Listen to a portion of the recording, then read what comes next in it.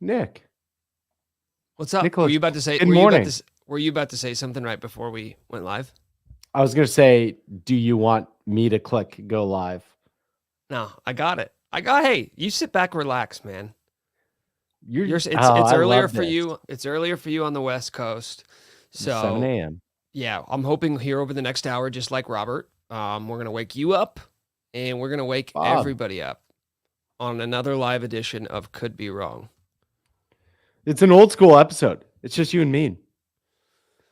It is old school, but we're getting back to our roots, and I'm excited for it because we're sitting here on October 15th. We've got late night coming up around the corner, and it's feeling like basketball season. You know, the weather's starting to turn a little bit. KU football season is effectively over for all intents and purposes. I'm sorry, we already held the funeral. There's no going back from that. So now we shift our attention, not all of it, but a good majority of it to basketball season, which is something we're well versed in as Kansas athletics fans. This isn't uncharted territory for us. We know how to do this. We're back in our comfort zone now. This is, yeah, I mean, like, we've done this for years, 20 years. How long has Bill been here? Longer? So this is really our sweet spot. We tried the football thing. I didn't like it that much. It turns out that can be miserable. It didn't feel real. You know what I mean? Still doesn't. Never should have. Yeah. Never should have, some would say. But late night is going to be on Friday. The Jayhawks are number 1. Lil Jon going to be in attendance. We're replacing Nelly.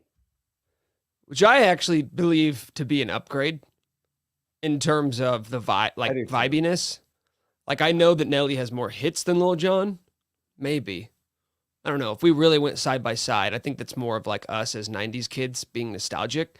But if we really went like track for track, Lil Jon, maybe we'll do that in the next episode. We'll just do a full comprehensive breakdown of Lil Jon we won't. Versus Nelly. We might, though, because we haven't decided Unless, yet. I mean, if Lil Jon goes full Snoop, then I don't think he can will. go track. No, he won't go full Snoop, but it would be awesome if he did. I'd be happy. I'd be so happy. So I do have some pretty terrible news to start the show today. So apologies for this, but Mike, yesterday news came out that the Kansas basketball team is preseason number 1 in the AP poll. And this will be the 5th time during Bill Self's tenure at Kansas that they have been the number 1 overall team in the preseason. The last 4 times this happened, one was last year, 2019, 2010, and 2005. None of those 4 teams that were preseason number 1 in the country made it out of the first weekend of the NCAA tournament. So how do we reverse the curse of the number 1 ranking and make sure that this Kansas team is actually good? And we can get into specifics of those teams because they're not all the same. Some of those teams just weren't good. And then like the 2010 team with Sharon was the best team in the country, but then they lost to Northern Iowa in the NCAA tournament. But we don't care about that right now. We care about this team. And I feel like there's going to be these expectations of not sucking this year, which is fair. Those are fair expectations, but it makes me a little nervous just looking at the history here. I wonder if other fan bases do this. I truly don't know, because when I saw the number 1 thing, I was just like, no. I got immediately was like, oh, we got to do this. I actually think that the fan base and the expectations like are a little tempered this year after last season. Well, 2 years in a row. Truly. Right. Well, I think everyone last year was like, got Hunter. We're going to win. Bills got Hunter. And saw how that worked out. And so I think the fan base is actually relatively like tempered or under, like everyone saw that number 1 and they're like, what? No. Why? And there's the other thing, which is like, who cares? Like, what's, no pressure, no diamonds. No, no one, no one, Adam Sullivan, I think, had this shout out solely. No one, or the last preseason number 1 to win the title was North Carolina in 2009. So, yeah, so that's probably the bigger conversation, which is it's just hard to win championship in college basketball. I was going to say the AP polls on Fraud Watch. That too. No, you're right about that. And I think like too, lazy voting. Right. Like wake up. We just need to pick a team that we don't. We need to pick another good team that we don't want to win the title to be number 1. If you're the AP poll voter in Pittsburgh, PA, in Boise, Idaho, you guys need to wake up and be a little more original with your preseason voting. Well, okay, so with those teams, though, if we look at the Bill Self teams that have been preseason number 1, 2005 was the last year of like the old guard with Simeon and Langford. So not Bill's guys. It's very well documented. They didn't love the transition from Roy Williams to Bill Self. You went from being like a team averaging 92 points a game to a team that wanted to slow down and play defense. And they're like, that's not why we came here. I'm going to skip past 2010 for now. 2019 was the year with Dedrick Lawson and that awesome freshman class with Devon Dotson and McCormick and Quentin Grimes. And then last year, Hunter comes in. You brought back effectively KJ, Kevin, and DeJuan, but then you brought in a lot of new pieces to kind of fit around them. I think the theme here, Mike, is that for most of these teams, again, setting aside 2010, because that was just a good team that shouldn't have lost in the second round. All of these are either like personnel that Bill didn't bring in or guys who were brand new to the system, and you tried to condense the process of like becoming a championship team, which used to take 2-3 years of being around each other, getting to know the coaches, getting to know your teammates. And we have now condensed it into 1 year. That, I would imagine, for most coaches is not an ideal scenario of like, we got to get good right away. We got to be immediately great. And you guys have to work on chemistry right away and figure it out right away. No coach wants that. Specifically with Bill, his best teams have been guys who have been around, who have been in the system. A lot of times, like in the case of 2022, so maybe some guys who were unheralded and had to really work their ass off to like be an Ochai Agbaji or Christian Brown or Jalen Wilson by their senior year. Regardless, I want to know, do you think this is different? Do you think this roster is different than last year's? Do you think it's different than 2019 just in terms of like your confidence of them living up to the ranking? No, well, that's interesting. Do I think it's different than last year or different than the other number 1 teams? Well, I guess it could be one and the same, but I'm more so looking at all the number 1 teams. Okay. I think this team has the talent and the pieces to back up the ranking. I think they've corrected some of what went wrong last year.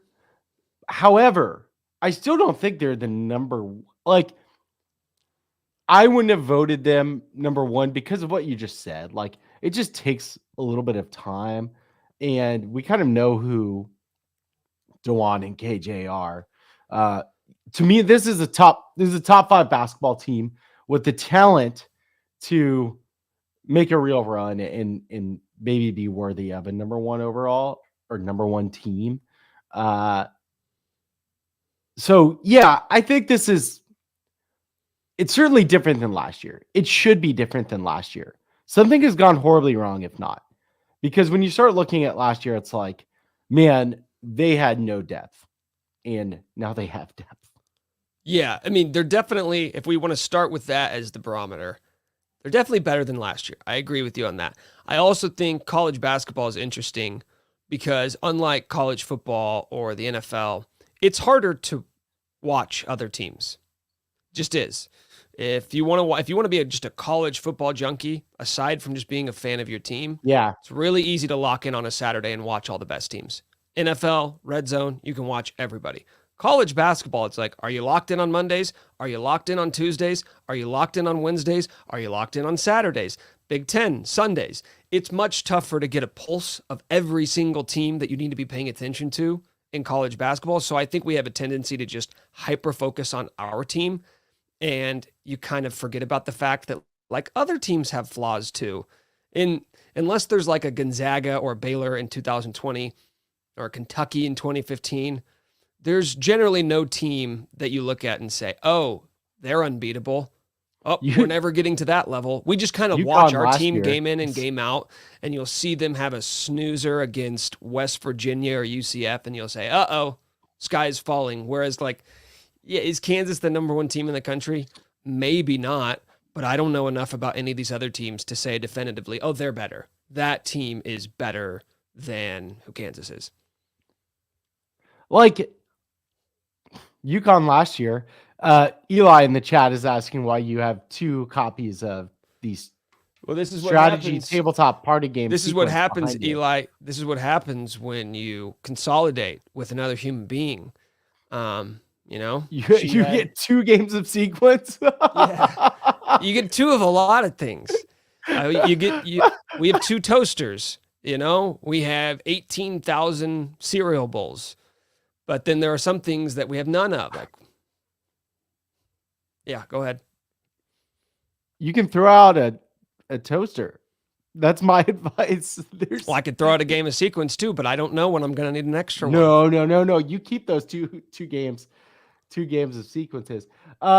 Here's Brian has the take that KU fans are scared of expectations. Basketball last year, football this year, in basketball again. I think that's probably right. I think that the KU fan has had a bad year, I would say, if we rewind the Cal. Like, basketball, wildly disappointed.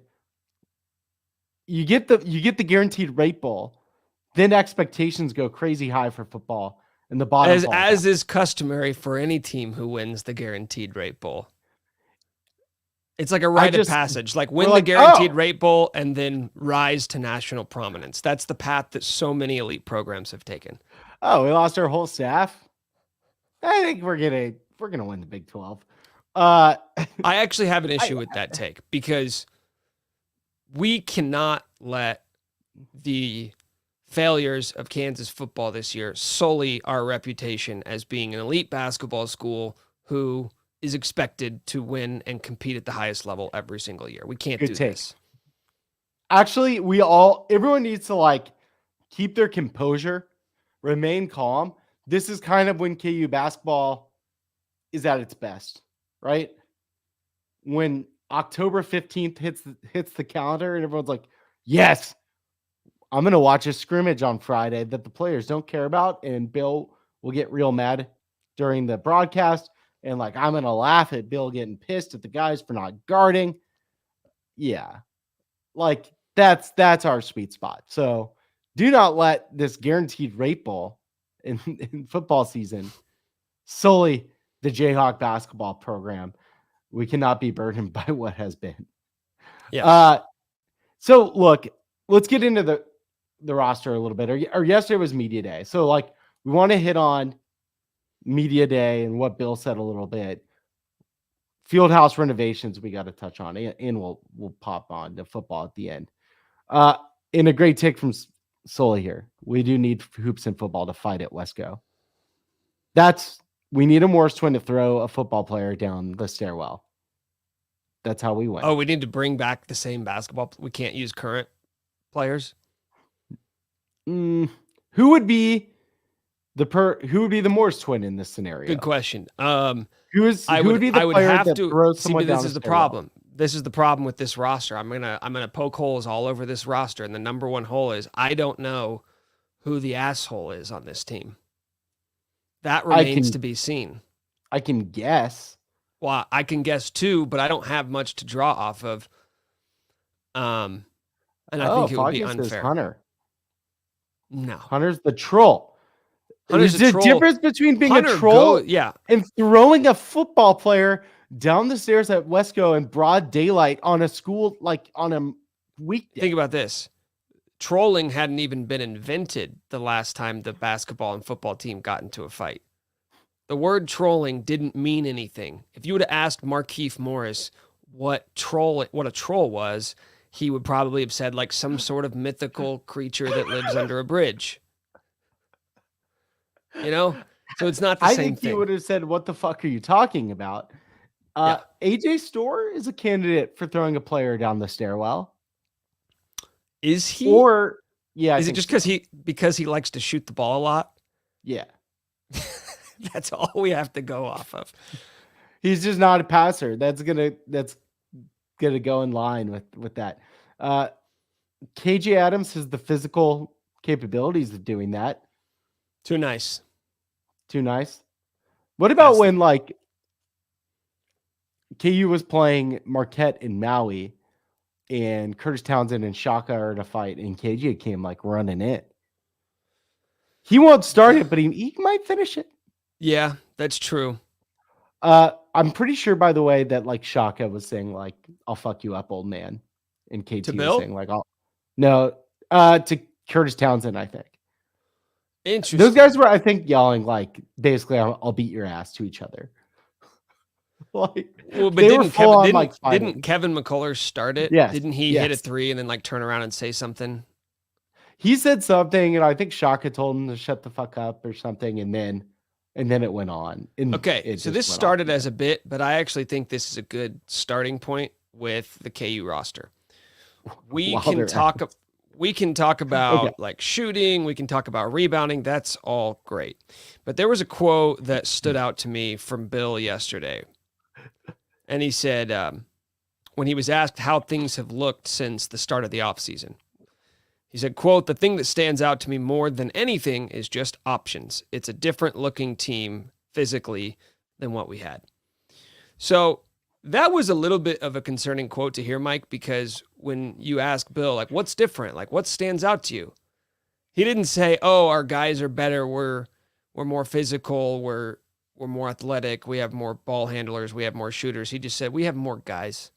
There's more of them. We have more guys." Which I was like, that's great, but I would love some guys who are better.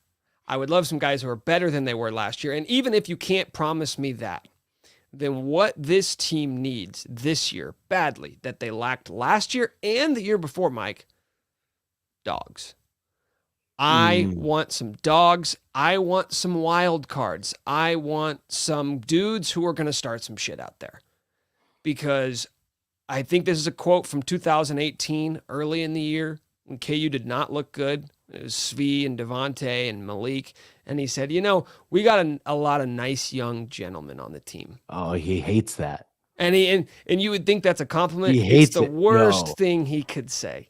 It's the worst thing he could say. He wants some dogs, or at least one. You need at least one guy who can just be a tone setter out on the court. And that is what I want this year. If it's AJ Storr, fantastic. Rylan Griffin, I don't care if it's one of the freshmen. They don't need to be playing 30 minutes a night. You just need that edge. I think Rakeem Passmore had it. Is a dog. Yeah. Freshman. I got excited. Look, do you think that quote is Bill being like, I can look down at the bench when I'm pissed at someone and I don't have to go to Nick Timberlake or Parker Brown? Which I actually think is a real thing that will make. Oh, you're talking about the quote.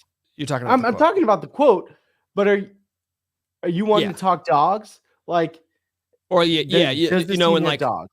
We got to give Hunter a breather. I don't have to put in Parker Brown. I can put in Flory Badunga, which, by the way, great quote from Elmarco Jackson. I'm paraphrasing here, but incredible. He said something along. He's like, this is no shot at Parker Brown, but it's just different when Flory's out there. And I was like, it's a little bit of a shot at Parker, but it's totally acceptable in this context because I don't think physically anybody would compare those two.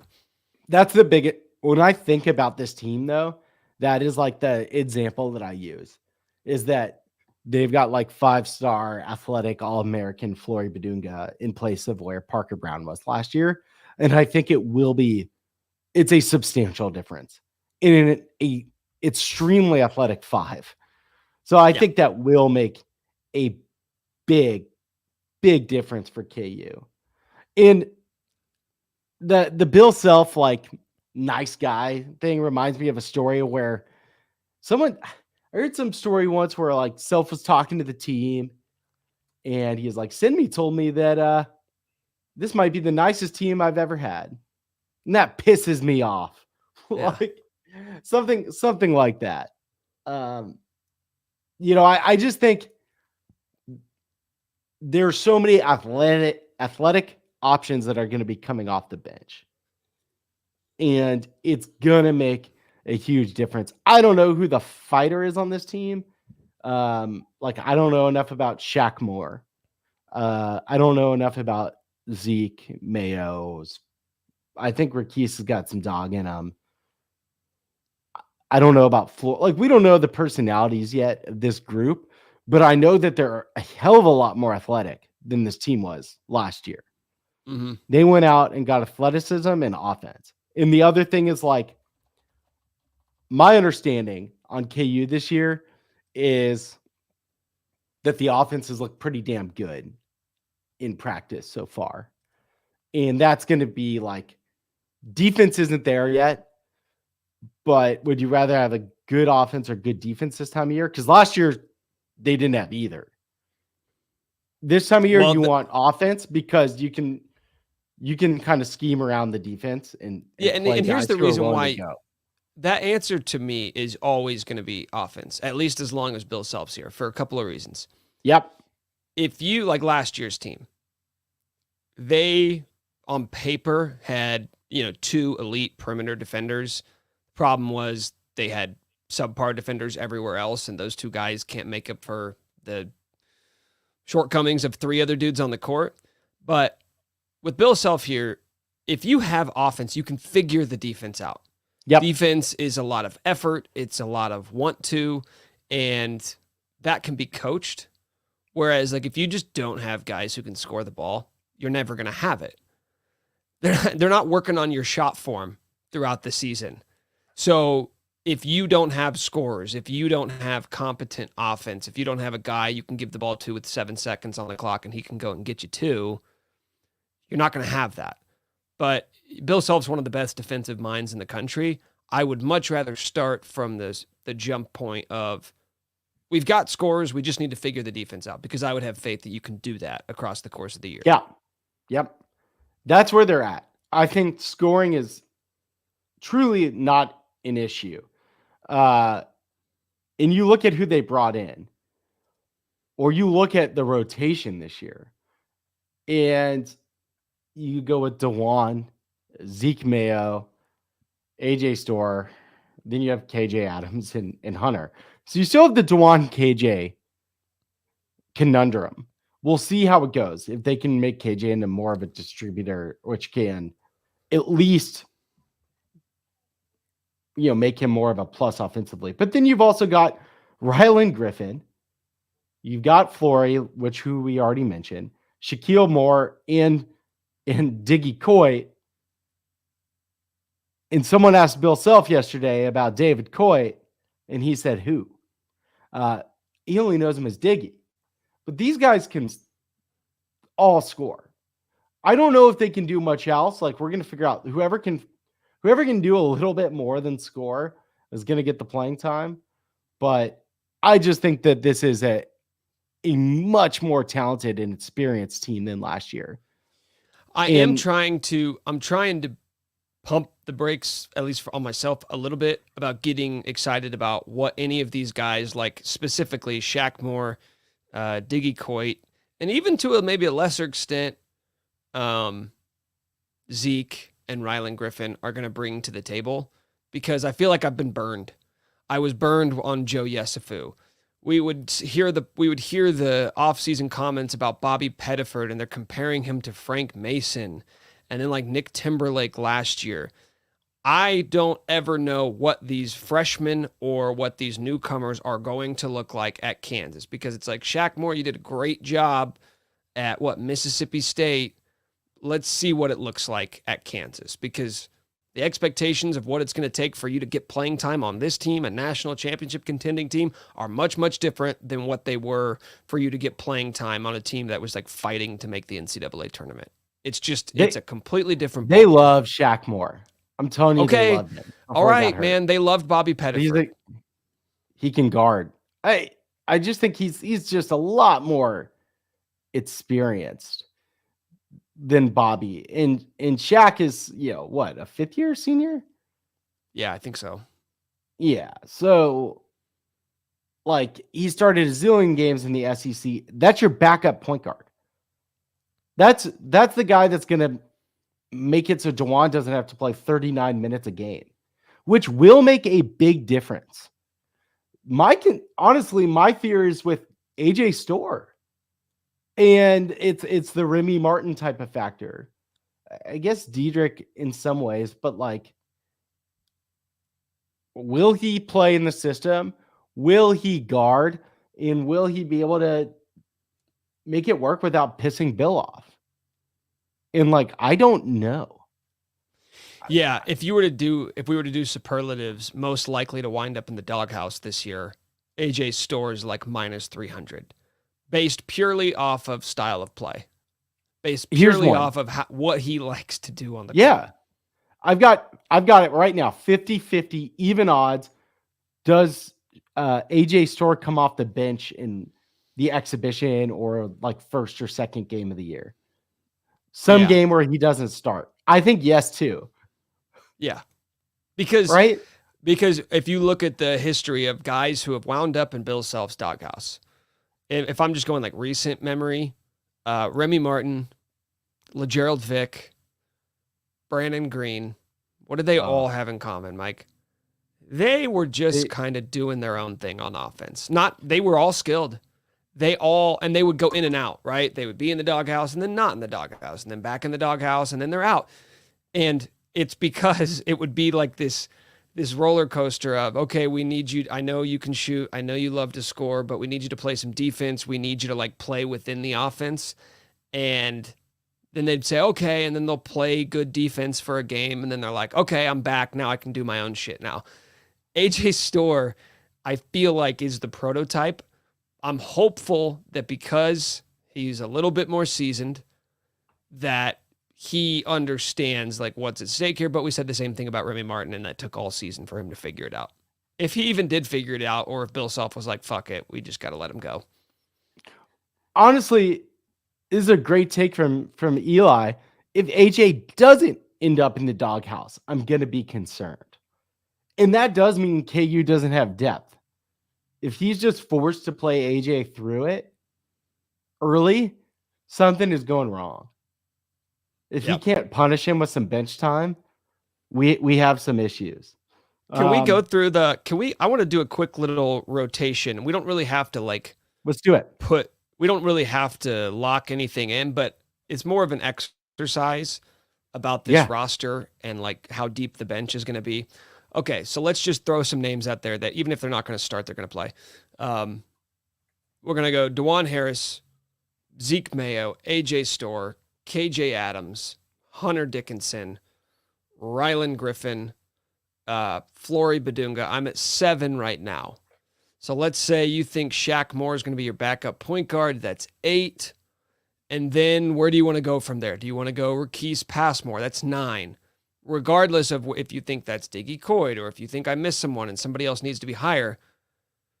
When we get to the turn of the calendar, so you are in Big 12 play, you're about 2 months under your belt into the season. That rotation is going to be 8. 8, 7 during close games.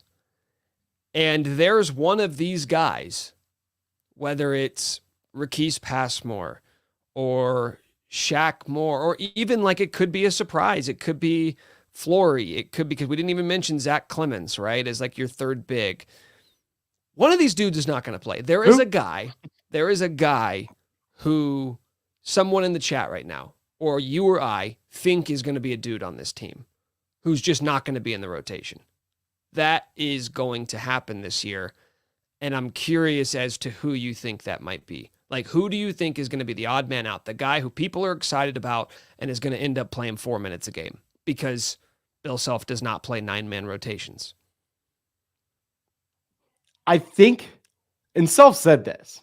He said yesterday he's going to try to get Dwan and KJ's minutes and Hunter's minutes down, which we can discuss too because it's funny. The most likely candidate here is going to be Rakeem Passmore, right? The freshman who is trying to get playing time on the wing versus like a Shaq Moore. I'd say Diggy Coit. Do we count him? Does he count in this?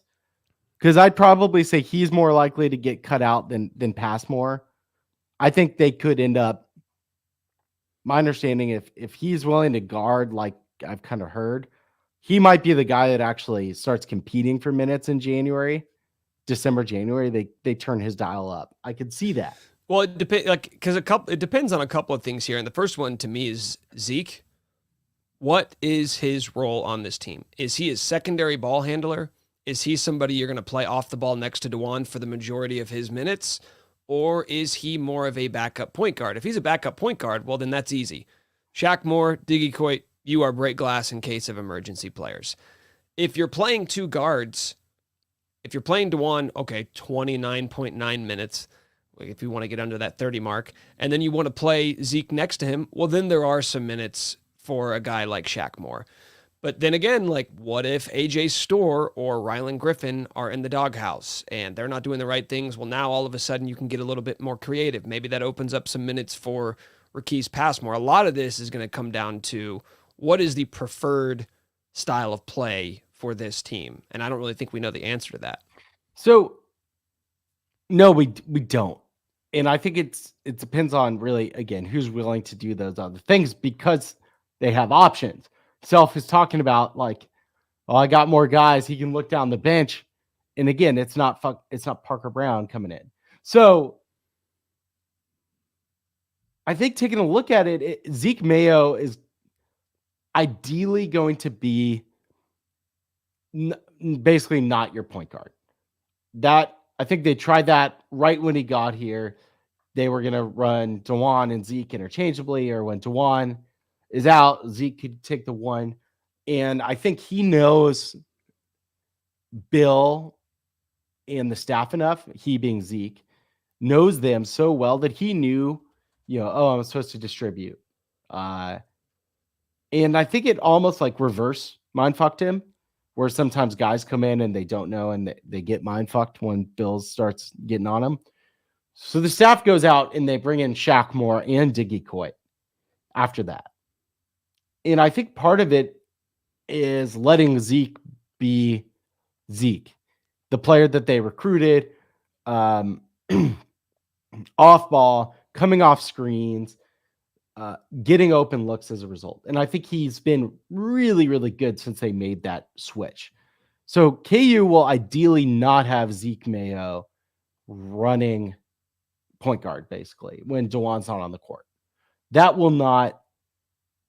That's not KU's preferred style. And it's at least also, as of now. It is also worth noting the hand may be forced a little bit just because of personnel. Shaq Moore isn't like fully healthy right now. I think Bill said yesterday they hope he's going to be full speed by like early November. So I hear that and I think, okay, well, you're not starting the season with Shaq Moore. Like you're hoping he's full speed by conference play, honestly. Yep. Yeah. So we're gonna see some Diggy Coit. I think and someone asked about like who KU wants to redshirt because Self said he was going to redshirt someone.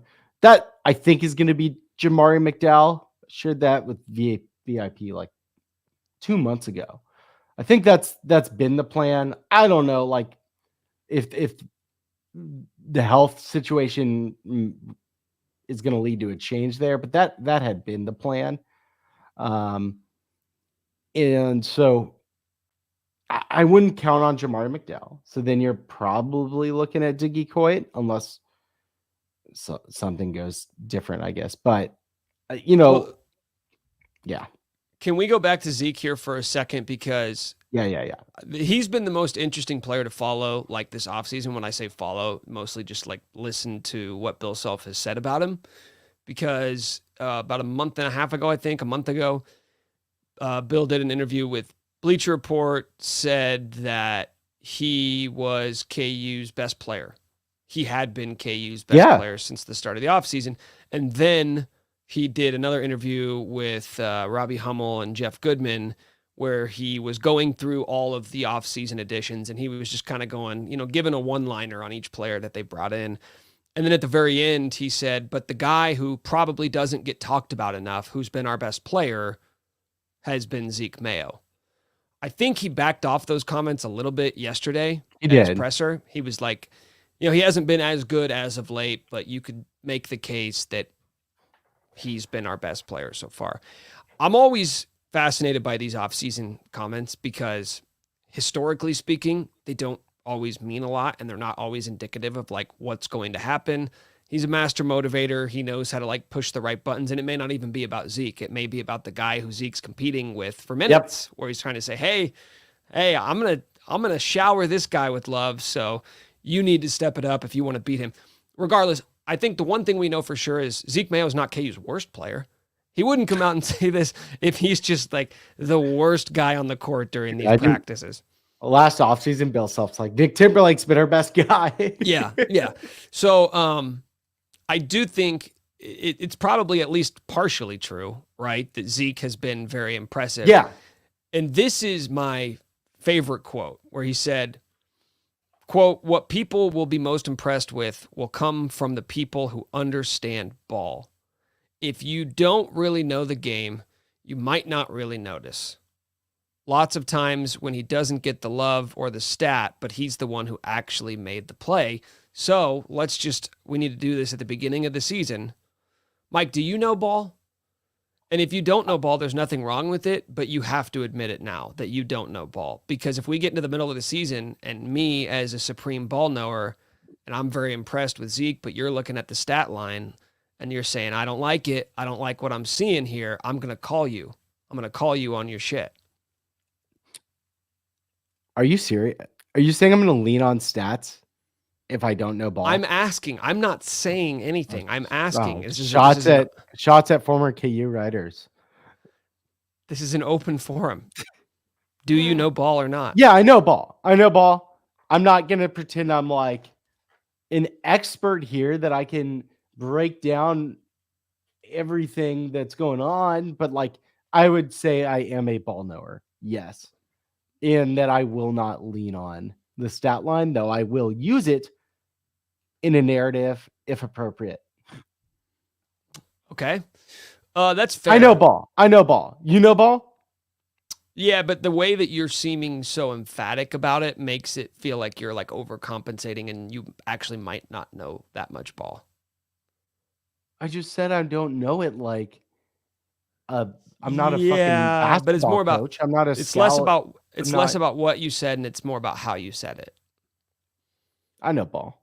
Like if I'm going to be honest, I'm going to come unglued if the first time you bring up synergy stats, because it will happen. And then I'm going to say you don't know ball. And then I'm going to tell you that basketball is not played on a spreadsheet. It's played on the hardwood. I'm getting you're agitating me.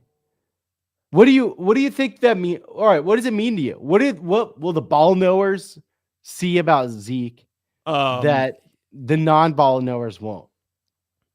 If I'm trying to interpret this through Bill's language and what he likes to see, I'm assuming that means that he's going to make the extra pass. He'll have a bunch of hockey assists this year.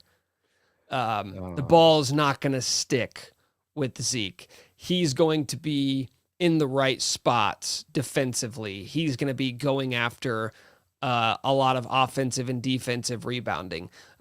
Derek Johnson shared this stat with me last week. He said that if you go just based off of last year's defensive rebounding percentages, Zeke Mayo's second best rebounder on the team. So, you just did it. You just did it. But I get to do it. I'm allowed to do it because I've already admitted that I know ball. and everybody else believes me. Like, look at the chat. They all know that I know ball. You're the one on trial here. You're the one on fraud watch as a ball knower. No. To me, I think it's going to have to do with Zeke's movement without the ball. I think he can move really, really well. It's going to allow himself to get open, and he's going to shoot at a high clip coming off screens, getting open looks. It's going to pull defenses. Are you surprised that I know ball so much, I don't have to look at the ball to know the ball. That's right. I'm looking away from the ball. I know. I wish, honestly, I wish basketball could just be played without a ball because I already know it so well. Like, I just want to see five guys. We'll know what happens. Yeah, exactly. Hey, let's do this right now. I want to do this because I just think it's an interesting. We've done it a bunch of times throughout the offseason. Prediction for starting lineup, game 1. The regular season or exhibition? Like regular the real season. Game? Yes. Okay. Well, all right. Here's the problem. I think I've heard Zeke Mayo is going to be suspended for a game. If he wasn't, so game 2. Wait. Don't just try to move past that. I've already VIP subscribers now, but it's okay. I'll share it on the pod. Thank you for listening, everyone. What is going on? What's happening? Oh, I think it had something to do with like off-season run, doing something that they told him not to do, like a long time ago. Criminal? No, I think like playing in a extra game or something. I don't know, some kind of run that they didn't want him to play. So he's so committed to the game that they're going to suspend him for it? Yeah. That's a bad sign. I think the coaching staff's gone soft. Old Bill would have loved that. Just being married to the game. You know, but Old Bill also would suspend right and left. Come on. Not for playing ball. So I think Zeke, you're right. That's true. As ball knowers, he loves ball.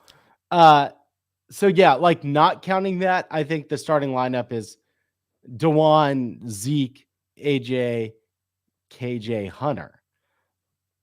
However, I could see, like we said, maybe in the exhibition, AJ doesn't start a game. And then maybe, see, someone says didn't have compliance to play in an off-season league game. It was something like that, yeah. So I think Zeke would start without that. So when Zeke isn't, or if he's suspended, then it's Ryland. We haven't talked a lot about Ryland Griffin. Okay, but really quick, I want to get to Ryland Griffin, but I want to say this now so we can remember it for the next episode. Not that I agree with this take from Mr. Monkey Says. He says, nose ball take, Hunter Dickinson is soft. I want to make this a reoccurring bit throughout the season. Every episode, we do a nose ball take where it has to be a take that cannot be backed up by any stats.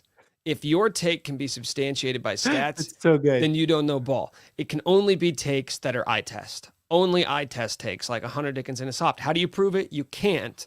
So that means you know ball because you are the proof, your observation. So let's mark that down and do that again next week. Nose ball take. All right. No Ryland glasses. Griffin. Glasses off. Oh, yes. Ryland? I mean, I think it's been an adjustment for him coming from Alabama, where they were pretty damn free flowing offensively. He could kind of pull trigger on any shot he wanted. Really talented, and I think he's a good shooter. It's just taken him a while to get comfortable doing anything beyond shooting. So I think when he puts the ball on the ground, the rebounding, defense, being in the right spot, it's a big adjustment, and I think it's taken him a while. Though it sounds like he has started to turn the corner of late, but I think it was a slower adjustment period for Ryland. So that's why I think Zeke has taken his starting spot in theory. So by the sounds of it, he could still take it back. Yeah, for sure. Like Look, the best offensive lineup for KU is going to involve Ryland Griffin, Zeke Mayo, and AJ Storr. No KJ Adams. Yeah, you know what? We spend so much time talking about like, oh, who's the starting lineup going to be? Oh, well, who's it going to be in game 1? Well, who's it going to be in game 30 when the starting lineup is set in stone? I think the better question to ask here, Mike, is how many starting lineups are we going to see between game 1 and January 6th when Big 12 play starts? That's what I really want to know. Oh, because I feel like this team. Where were you on January 6th? I know where I'm going to be. I'm going to be locked in. I'm going to be locked in on my couch for what did I just say? KU TCU. I was You're looking like, at this last is year's the fucking schedule. moment. Sorry, December 31st, New Year's Eve. Wow. Yeah, West Virginia. Like, what's the lineup or how many lineups are we going to see? Okay, so I think we'll have one where Zeke starts at the 2. We'll see one where Ryland starts at the 2. I think we could see like a message where AJ Storr isn't starting. So that's 3. I think it's 3 lineups. Hey, do you know how many starting lineups KU used last year? I'm looking at it right now. Is it like 2? 7. Oh. But that's a lot. They only used the injuries, one, all of non-con. It was the same lineup. And then the injuries hit, and then they were just throwing everything at the wall. Yeah. We don't have a ton of time. I want to talk about the Fieldhouse renovations. Oh, yes. Twitter is like, I would say, very grumpy right now with the KU administration. But I'd also say that Twitter has figured out that the KU administration is very online, which is something you figured out a long time ago. All right, so we're taking a look here at the renovations of Allen Fieldhouse.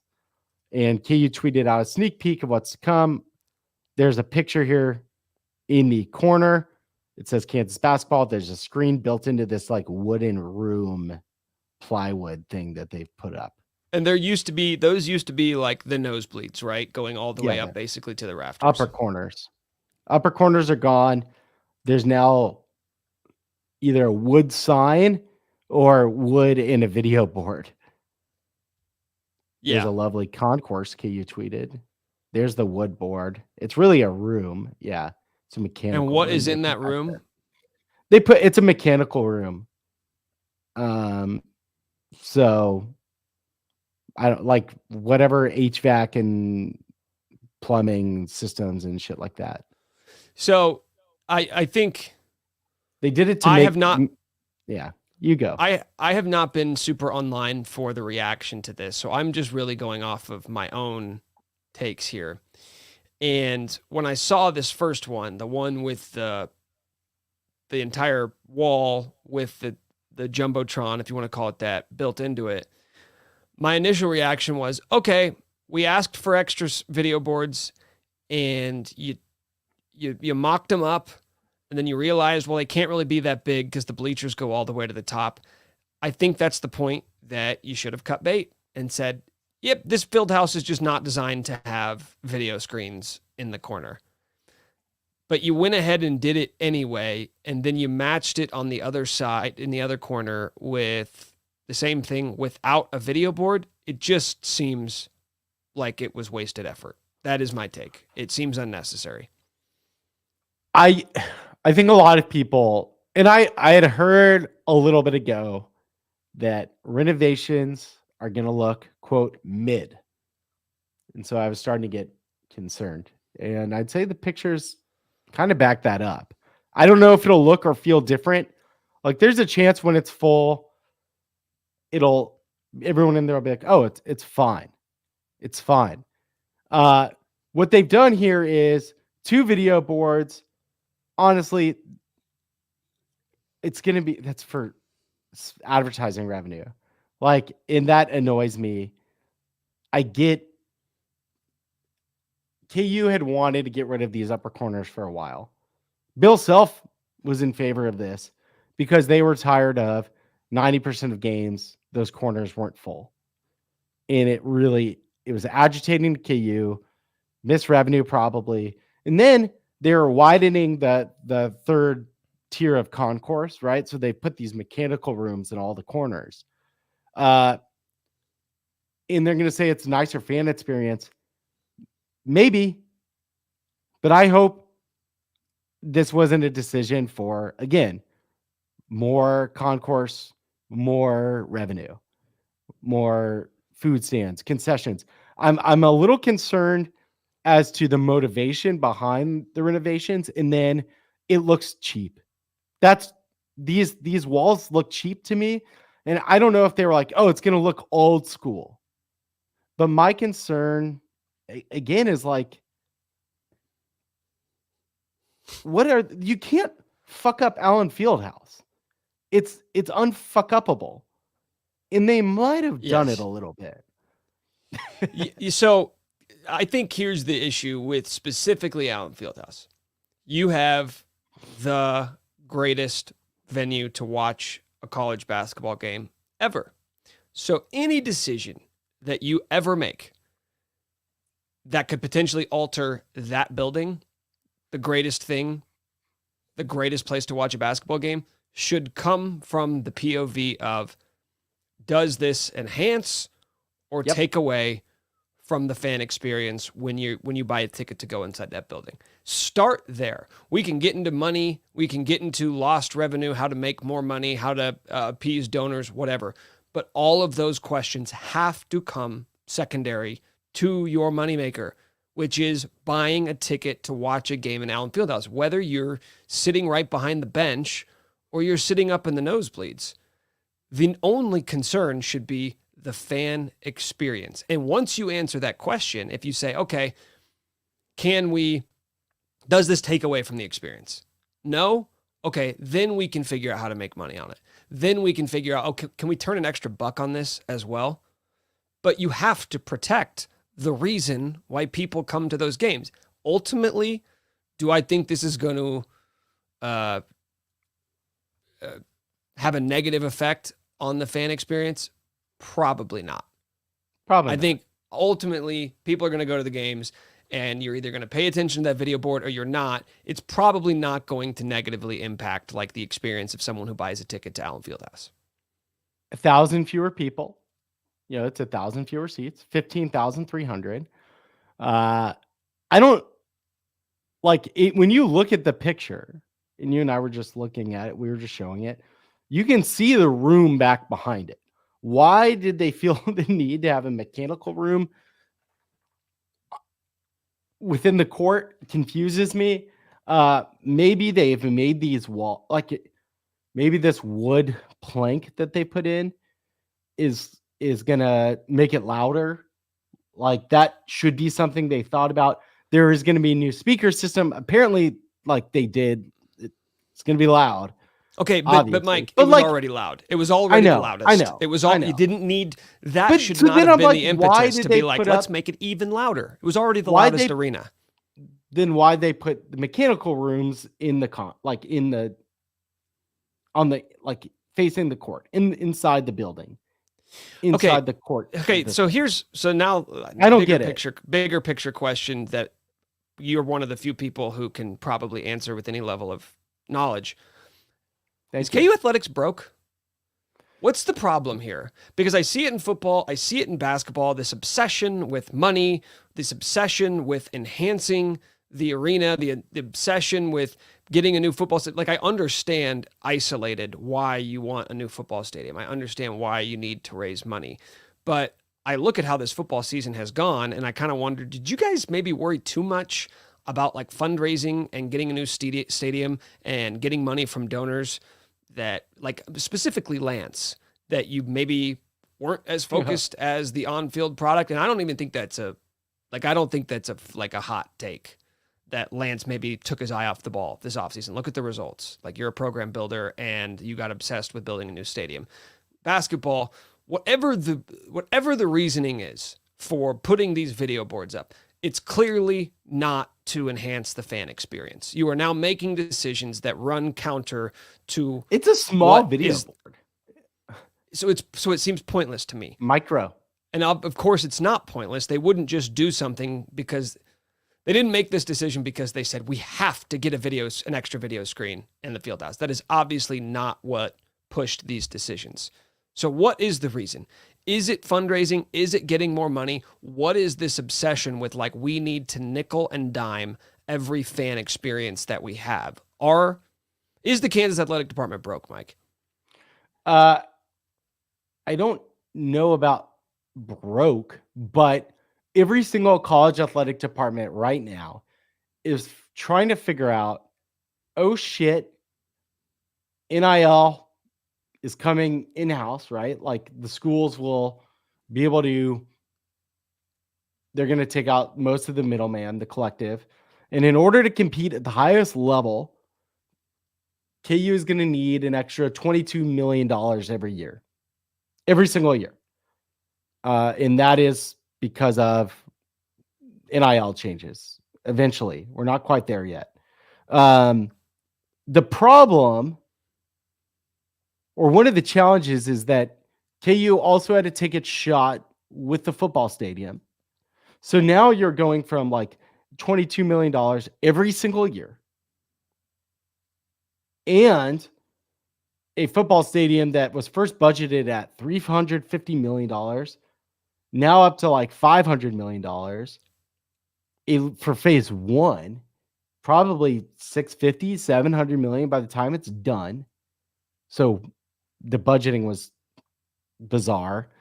At the same time as these NIL changes, which maybe they should have seen coming, maybe not. Maybe it's not. I mean, the football stadium needed to get done. I'm not going to fault them for going for it, in my mind. But really, I think you're seeing them saying, like, do we need to modernize, which means how get more money on this, get more money off basketball. And they're playing a dangerous game. And hopefully they know what they're doing. But certainly tickets are more, I mean, they're raising ticket prices. But if people are going to pay it, okay, maybe KU is behind, undercharging for years. But I think a mistake to make, and I know you're not outright saying it, you're saying more so you hope, but I think a mistake to make in these sorts of situations is like just assuming everyone knows what they're doing. Just assuming like, oh no, they've done the market, they've done the research, they know people will pay. They've done the research, they know that like building, going $200 million over budget for this stadium is going to be worth it in the long run.